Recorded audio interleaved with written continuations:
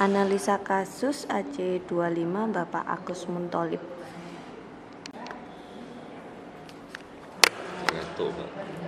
Baik Bapak, saya Fitri. Saya mau konfirmasi saja terkait analisa kasus yang sudah Bapak kerjakan. Saya langsung saja ya Pak.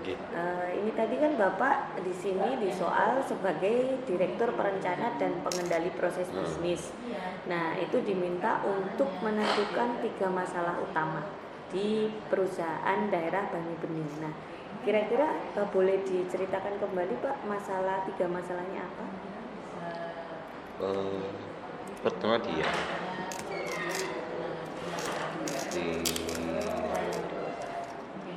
analisa bisnisnya ya itu ya, bahwa dalam proses bisnisnya memang belum proses bisnisnya belum profesional, karena memang sana masih ada terkait SDM juga. SDM-nya kan masih ada unsur-unsur nepotisme juga atas penempatan dari pejabat bupati dan sebagainya. Terus dari sisi ini masalah yang kedua ya. Terus dari sisi yang SDM juga tadi 3 adalah terkait dengan pasar juga. SDM dan pasar tadi. SDM dan pasar. Udah salah itu yang saya tulis tadi. Ini yang Bapak tulis, saya mungkin agak lupa ya Pak. Jadi di sini perusahaan daerah yang berorientasi bisnis dan sekaligus untuk analisa bisnis yang baik sehingga proyeksi keuntungan usaha harus terukur, output dan dampak produksi, rencana jangka panjang, tersedia SDM produksi, seperti itu. Nah ini masalahnya yang Bapak ungkapkan barusan, 1, analisa bisnis, proses bisnisnya belum profesional. Terus yang kedua apa Bapak? Masalah yang kedua? Masalah tidak lupa Mbak saya. Ya tadi intinya 3 itu sih saya soroti tadi. 1 apa Bapak? 1 analisa bisnis.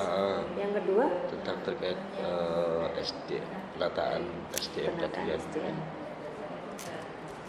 Terus ketiga tentang pasar, tadi pasarnya, analisa pasar.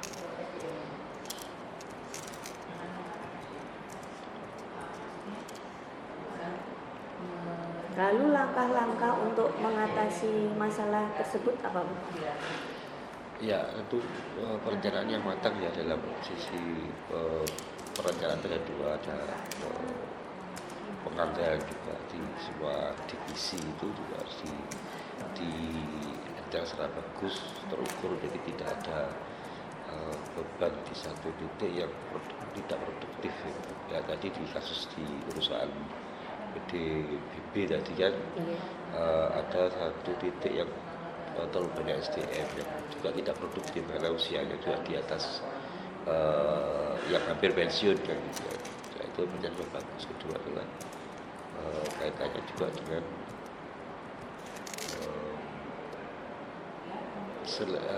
seleksi SDM itu. SDM-nya tidak sesuai dengan yang dibutuhkan. Contohnya mestinya di produksi itu di teknis tidak perlu lulusan yang terlalu tinggi ya kan, karena itu juga kosnya tinggi juga gitu. Terus ketika ada tambahan lagi, jadi pasar, kalau terkait pasar memang ada kelemahan di sana, belum mengikuti era sekarang digitalisasi gitu kan. Ketika sekilas saya sampaikan tulisan saya kalau tidak salah saya tidak persis ingat kata-katanya ya, tapi intinya perusahaan itu masih ada penagihan manual gitu. Penagihan ke titik-titik, makanya itu perlu banyak orang dan itu bagi etika gitu. Jadi itu kalau ada sistem penagihan, sistem pencatatan mandiri kayak sekarang yang terjadi di PLN itu kan lebih asik, tidak perlu SDM berlebih. Padahal itu alat-alatnya sudah, kalau PDM sudah pasti menetap, tidak mobile gitu kan, tinggal cara baca juga gampang gitu kan, itu bisa melakukan mandiri dan itu harus ada insentif pada konsumen yang mau pembacaan mandiri. Jadi itu maksudnya pengganti dari membayar SDM, jadi kita bayar orang ya kan, supaya kita insentif untuk langkah awalnya aja. Baik. Jadi salah satu solusinya digitalisasi ya Pak. Betul, ya. Lalu apa usulan Bapak terkait program pengembangan jangka panjang bagi SDM-nya? Jadi ada semacam ini Mbak, di analisa betul kebutuhan SDM di sana. Apakah SDM di perusahaan itu perlu sebanyak itu, perlu juga yang seusia itu, perlu juga yang seakademis itu untuk di titik divisi yang dibutuhkan. Kan ada beberapa lini itu kan, operasional di pelayanan juga, ketika produksi juga. Jadi intinya itu yang pertama. Kedua adalah kita rasionalisasi menurut saya, karena di sana terlalu banyak 900 sekian SDM yang bahkan itu banyak nepotismenya. Itu kan kalau mau maju ya harus ada pos dihitung betul gitu, karena perusahaan daerah itu tetap namanya perusahaan harus orientasinya bisnis, cuma tidak harus terlalu bisnis juga, sebenarnya tidak merugi, karena memang dia tuh sebetulnya kan pelayanan diberikan oleh pemerintah kepada masyarakat, tapi melalui multiple effect yang ada di perusahaan, tidak harus selalu diberikan uang kepada sebuah lembaga. Kalau pakai lembaga UPT kan uang negara hilang tuh. Jadi kalau perusahaan kan ada yang bergulir di situ kan. Tapi di sini perusahaannya kan masih juga semi UPT, karena kan ada titipan-titipan orang, ada ini, ada sehingga kan tidak profesional gitu. Berarti cara program pengembangannya yang pertama analisa kebutuhan ya, analisa kebutuhan dan evaluasi SDM saat ini. Nah setelah itu dilakukan apa lagi Pak? Setelah menganalisa kebutuhannya seberapa, terus dievaluasi, sudah keluar hasilnya, lalu itu pembinaan teknis yang sesuai ya Pak ya, pembinaan teknis. Jadi ketika ada penataan kembali gitu kan, itu harus mengenal deskripsi pekerjaannya, tugasnya apa. Ya kalau biasa sih ini Bapak sampaikan penataan kembali itu caranya gimana Pak? Gini, kan bisa jadi kalau penempatan awalnya caranya tidak benar. Bisa jadi untuk penempatan tidak menggunakan cara yang benar juga. Contohnya orang seharusnya itu ada penempatan yang pas, placement yang pas gitu. Setelah di penempatan itu artinya adalah pasmu di sini gitu. Kamu di sini, kamu di sini gitu. Tapi menurut Bapak tadi SDM-nya terlalu besar kan? Yes, itu apakah Bapak setelah melakukan analisa kebutuhan dan evaluasi akan merampingkan? Betul. Nah merampingkan caranya gimana Pak? Merampingkan tidak hanya mengurangi SDM kan Mbak, ya, tapi juga struktur juga sih. Kalau dulu ada struktur yang terisi orang, akhirnya kan ketika dikurangi harus ada dikurangi itu mungkin ada perampingan, maka di istilahnya ada pendapatan kembali replacement-nya di situ. Kalau dilakukan 1 orang kenapa 5 orang kayak gitu? Nah, iya kan karena sudah muncul analisa tadi, ternyata kan Bapak temukan menurut prediksi Bapak terlalu besar ya. Iya, nah itu kan perlu dirampingkan. Nah real di lapangannya kan itu tadi muncul angka sekian. Nah cara Bapak merampingkan itu bagaimana caranya kira-kira? Orientasinya apa gitu? Mungkin perusahaan itu kayak di PDAM ini kan ada di tingkatan produksi itu ketika tanpa digitalisasi maka butuhnya sekian orang gitu ya. Maka digitalisasi itu juga cara kita untuk merampingkan itu ya, tidak hanya sekedar mengurangi, tapi juga ada solusi sistem yang itu tidak mengurangi produksi, juga tidak mengurangi layanan begitu, tapi tergantikan dengan sistem yang lebih mudah, lebih murah. Jadi Bapak juga menciptakan sistem yang permudah ya, sehingga yang harusnya dikerjakan beberapa orang mungkin diganti oleh sistem itu. Lalu setelah penataan kembali, merampingkan SDM, pembinaan teknis yang sesuai gimana Pak tadi? Sesuai tusinya, sesuai tugas pokok, tugas. Jadi itu apa? Kalau kita kan eksekusi gitu kan. Pembinaannya seperti apa Pak? Ya teknis. Kalau dia tuh sekarang tugasnya dulu di plumbing gitu ya, mungkin dulu di plumbing, dulu di apa perpipaan, ternyata dia tuh orangnya lebih pas nih kalau di mana, karena punya spek lebih, maka dia harus dikenalkan dengan teknis yang baru itu. Begitu juga nanti yang orang masuk plumbing Cara itu mengenalkannya ada pembinaan teknis tentunya di sana. Jadi berarti seperti diklat gitu atau kalau itu teknis ya, jadi langsung on the job training oh, gitu langsung kan. on the job training. Jadi lebih ke sana. Jadi men-challenge karyawannya sendiri atau seperti apa? Ya tadi setelah penempatan ulang ada ditata ulang, baru orang-orang yang tentu HRD-nya kan melangkah ini yang pasti sini spesifikasinya akhirnya, tapi tetap dia harus mengenal dunia teknis yang baru kan itu. Maka job training, untuk job training itu harus ada. Jadi praktek langsung gitu ya Pak? Ya, betul. Karena perusahaan itu tidak juga kompleks sih sebenarnya, simple juga urusannya gitu. Hal-hal teknisnya juga tidak terlalu cuma pengenalan aja gitu. Lalu yang kedua, persoalan yang kedua Pak, ini terkait strategi pengembangan bisnis. Jadi kan untuk mencapai target-target di PDBB, Bapak diminta membuat strategi pengembangan bisnis. Nah, kira-kira tadi targetnya apa Bapak? Targetnya sendiri apa, lalu strateginya apa? Market ya, jadi kayaknya pakai analisa pasar ya biasa. Analisa pemasaran itu pasar itu artinya kan kita betul-betul tahu bahwa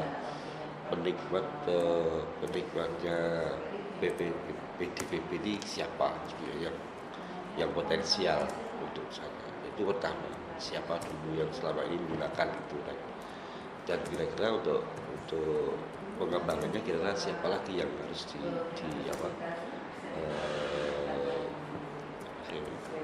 ditarik untuk suka menjadi pelanggan di sana. Itu yang berikutnya juga apa keinginan dari pasar terkait pelayanan yang ada. Barangkali kalau di sana juga ada protes sih Pak, ya kan ada problema tentang kekurangan layanan yang kurang bagus di sana karena selalu ada di berkembang waktu dulu kan pelanggan semakin kompleks juga, maka harus ada kira-kira untuk penyelesaian pasar perusahaan harus bicarakan model produk apa gitu. Itu yang penting juga, jadi penyelesaian produk sesuai keinginan pasar. Caranya gimana Pak? Tahu keinginan pasar? Ya dengan survei sih. Ya, pertama survei kepuasan pelanggan, juga ada survei terkait dengan barangkali di perusahaan pembanding juga. Terus ketiga tentu ketika ada produk layanan baru, layanan untuk siapa, kan sama-sama PDAM sama PPDB ya perusahaan kadang-kadang kan juga punya pasar yang beda. Ketika untuk rumahan saluran rumahnya kayak apa, kalau di perusahaan gede kayak apa, produknya lebih disimulasi, lebih diluaskan jenisnya.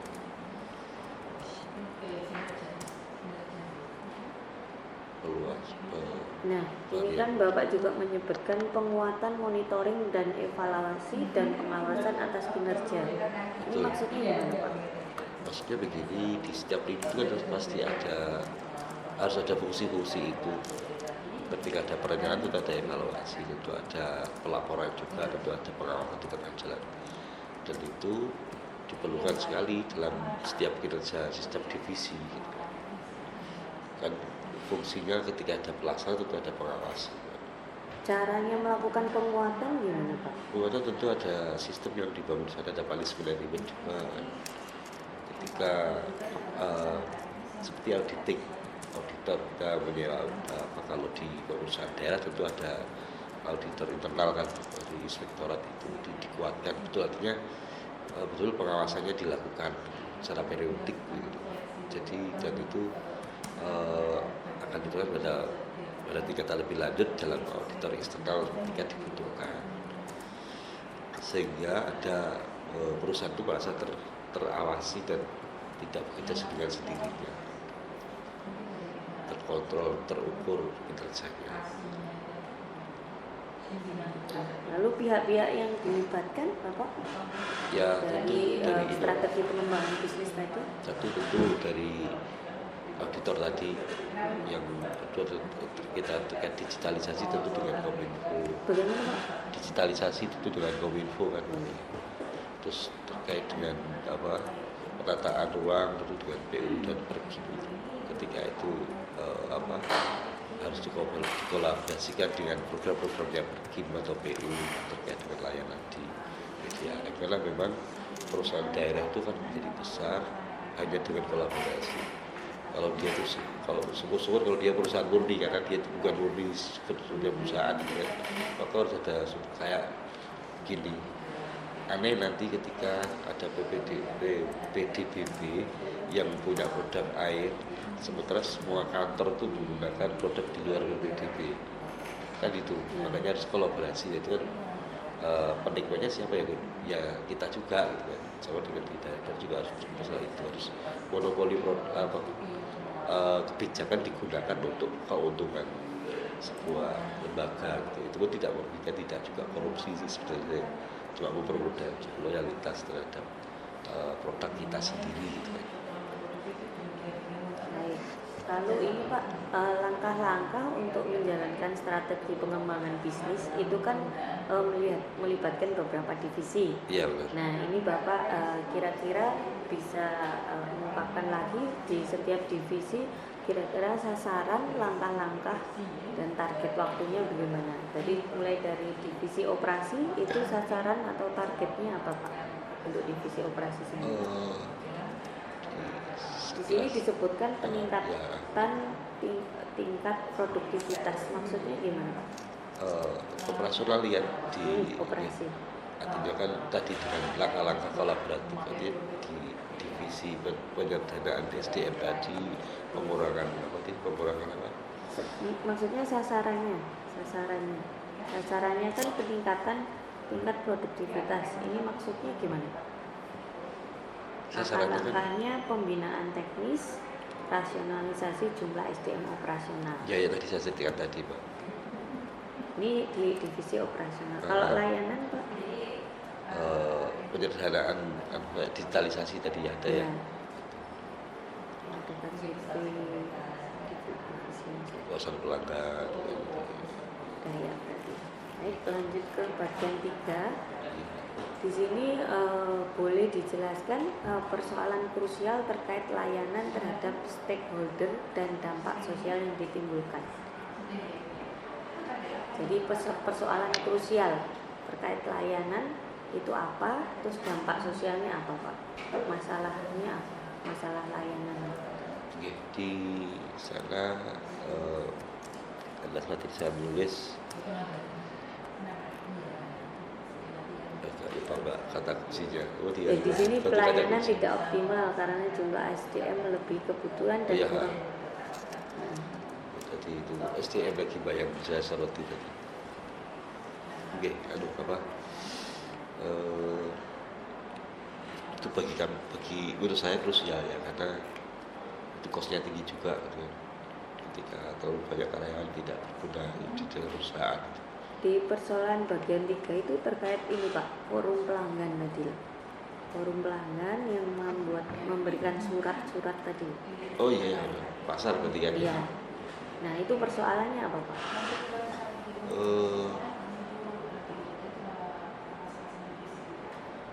Persoalannya kan tidak semacam ini Pak, kepuasan pelanggan yang terganggu, layanan yang terganggu pelayanan perusahaan gitu kan. Jadi ya tadi nyambung juga sih dengan kita pakai survei dan indeks kepuasan pelanggan juga. Sebetulnya kalau perusahaan itu rutin mengadakan survei itu tidak akan muncul itu semacam forum-forum kayak gitu, karena kan masalahnya dia tidak pernah mengadakan semacam feedback terhadap pelayanan perusahaan terhadap pelanggan gitu kan. Akhirnya pelanggan duluan yang komplain gitu kan. Caranya survei Bapak gimana? Caranya survei pelanggan sama minta feedback itu? Ya itu tentu ada ya survei umumnya itu ya ke pelanggan, diberikan semacam minimal kotak pengaduan gitu kan. Kalau Itu yang sudah melakukan survei, tentu hasilnya kan ada semacam dianalisa nih, ada permasalahan pokok apa terkait dengan pelanggan yang disurvei itu sebagai sampling ya. Tentu sampling juga akan menentukan sikap perusahaan untuk memperbaiki layanan kan. Nah, hal pokok tentu punya nih perusahaan apakah kalau konteksnya air ya, apakah ketersediaan kualitas airnya. Dan ini kan visi-misinya kan kualitas kuantitas dan yang handal dan sebagainya, dan itu juga harus terjawab juga gitu kan. Nah, itu yang jadi perbisnisnya PDBP ini juga harus ditanyakan ke pelanggan, apakah sudahkah kuantitinya sesuai, kualitasnya sesuai, terus layanan tugas penagihan kami terus kira dasar masukkan apa. Karena yang ya itu ya kira terbaiknya dia didahului sih, mendahului survei daripada ada forum gitu kan. Apalagi nanti kalau ada digitalisasi Mbak, semua kan sebegitu mudah digenggamkan mereka menulis, dan juga kalau seperti yang terjadi di PLN sekarang baca meter sendiri itu, dan itu pastinya ada plus lagi, ada insentif untuk mereka yang mau baca meter sendiri itu, dan itu memang bagian dari untuk penyederhanaan sistem layanan juga. Hanya dengan insentif, dengan mengurangi tenaga ini kan lebih murah itu daripada nambah tenaga baca meter. lalu pihak-pihak yang dilibatkan untuk meningkatkan kualitas pelayanan,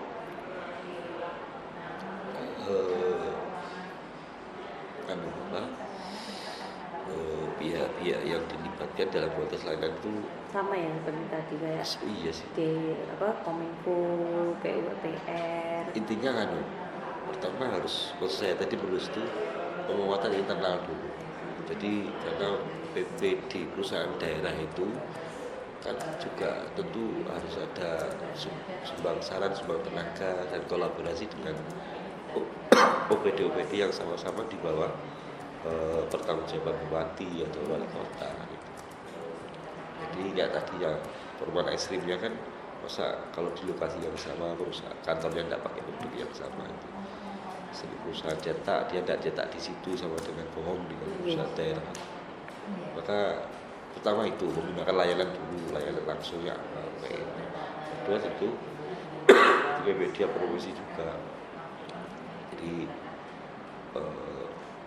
kepada keluarganya, kepada rekan dan perusahaannya, lembaganya itu juga dianjurkan untuk ada insentif-insentif tertentu barangkali di setiap momen tertentu. Lalu juga ada insentif pada calon pelanggan untuk berlangganan di situ. Itu kan bisa dilakukan dengan promosinya oleh Kominfo, oleh Dimkop, oleh siapapun di sana diperlukan. Lalu ini apa tadi konflik-konflik yang muncul dari pelayanan yang diberatkan kepada pelanggan? Konflik ya? Ya, yang waktu ini bagian 3 itu yang LSM itu Pak. Oh iya, Profil layanan PDBB, kemudian ada surat pelanggan dan gitu Pak. Konflik-konflik yang muncul apa Pak dari pelayanan itu? Di sini Bapak tulis harga yang dibayar belum menjawab kebutuhan pelanggan. Iya. Itu. Ya, iya. Artinya kan ada gap tuh antara ekspektasi sama fakta yang diberikan oleh perusahaan. Dan itu kalau konflik antara yang dilayani dari pelayannya kan, punya produk dan yang membeli produk kan, itu konfliknya. Dan tidak hanya itu, karena ini PD perusahaan daerah. Lalu untuk mengatasinya bagaimana Pak? Yaitu transparansi. Kan ketika kenapa harga naik, kenapa harga turun, itu harus ada transparansi. Dan itu tidak akan dituntut oleh masyarakat ketika masyarakat itu sudah tidak muncul semacam keluhan di layanannya. Kita tidak pernah protes harga ketika layanan itu sesuai kan. Jadi kan muncul karena layanan tidak sesuai, antara saya bayar mahal dan kuantitasnya tidak sesuai, itu baru muncul masalah itu kan. Jadi kalau tadi berangkai sih Pak, jadi kalau pelanggan sudah tiba dijawab tanpa ditanya, itu kan justru lebih bagus daripada saya harus bertanya baru dijawab gitu. Maka perusahaan ini memang lemah menurut saya di konteks kontrol pasarnya. Jadi akhirnya muncul komplek. Ini belum lagi nanti dikira korupsi karena PDBB ini kan perusahaan daerah dan kok mahal, kok sebegitunya, banyak karyawan di situ dan ini terus hasilnya untuk apa, selalu pernyataan dari macam-macam misalnya yang tidak pernah untung di mana-mana. Kalau perusahaan daerah kan tidak untung karena tetap tempat titip orang-orang gitu kan ya itu. Dan itu di Blitar baru ya kena juga PDAM ya itulah. Karena Yang terakhir Pak, bagian 4 tadi terkait hasil audit Dewan Pengawas. Nah, di sini pertanyaannya adalah bagaimana strategi Bapak untuk mengatasi pelanggaran yang terjadi? seingat saya tulis ada audit tadi ya, auditornya dia. Jadi audit itu juga harus berdampak sih. Meskipun dia perusahaan daerah, maka ketika diaudit itu ada eksternal tentu diperlakukan sama dengan perusahaan yang lain. Kalau tidak nanti sama aja bohong dengan. Jadi ada punishment and rewardnya juga. Punishmentnya adalah satu yang pelanggar kriteria tertentu maka dia harus dihukum. Bagaimana Bapak? Pelanggaran terhadap ketentuan itu harus dihukum, diberi sanksi gitu. Dan demikian juga capaian-capaiannya juga diberi reward oleh itu nanti dibuat sistem seperti itu. Iya. Sistem reward dan punishment ya. Betul. Sekarang ada sistem lagi ya. Sistem baru.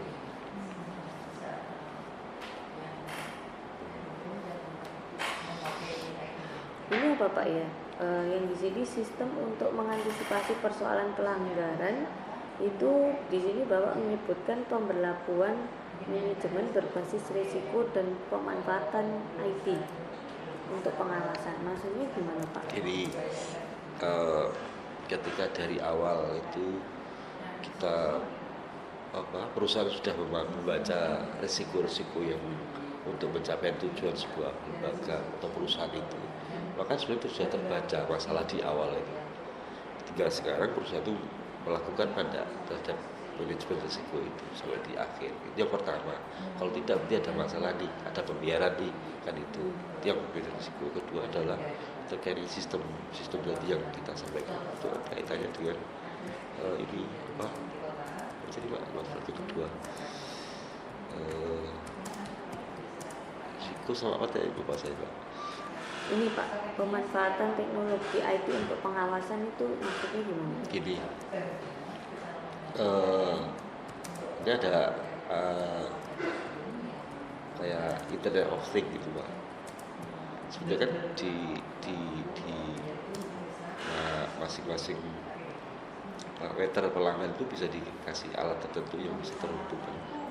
Sebetulnya itu bisa untuk ngawas kayak kita rental mobil pakai GPS kayak gitu.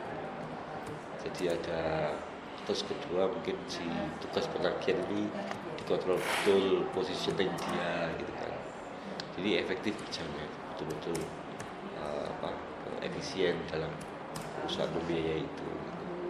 Selain juga barangkali yang paling nyolok ya seperti CCTV kayak gitu kan, yang bisa mengontrol di semua titik. Tidak hanya orang tapi juga alatnya barangkali dikontrol pakai CCTV dari sentral, lebih mudah pengawasan terhadap selain pelanggaran juga kerusakan. Baik Bapak, ini untuk pertanyaannya sudah selesai. Jadi konfirmasi untuk analisa kasusnya sudah selesai. Setelah ini nanti Bapak akan wawancara portofolio dan LGD. Tapi nanti nunggu lagi yang lainnya. Ya. Terima kasih Bapak. Selamat sore.